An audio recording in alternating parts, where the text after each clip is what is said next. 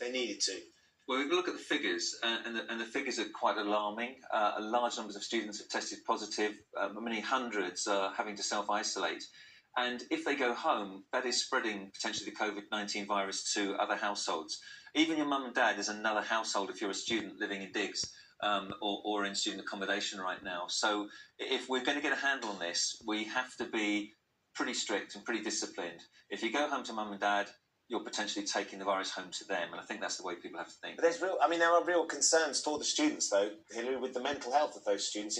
Some of them having to isolate now on their own in digs if they're in halls of residence, not even with other students around them as well, and the fact that they can't come back and seeing their families. The vast majority of our viewers getting in touch with us today saying there's absolutely no way that my children won't be coming home for Christmas, or actually will stop them going to university in the first place, which is the last thing that we want. Yeah, I mean, look, it's a balance, isn't it? It's a balance of mental health. It's a balance of the need to go out into the real world and become a mature student and mix with other people. But mixing right now is not a great idea. If you adopt the principle that universities are there to learn and to study, there's no reason you can't do that in a quite lonely way for the time being. We're talking about a temporary period.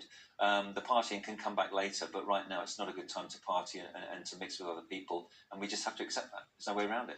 Yeah, we are talking about that later on, aren't we? We've got a big debate on whether youngsters should stay. I think one of the hard things is it's going to almost force the kind of parent generation to make a choice between whether they see their kids or whether they see their parents. It's almost like a choice between grandparents and grandchildren, isn't it? It's going to be really tough, even if they do come home. Very tricky.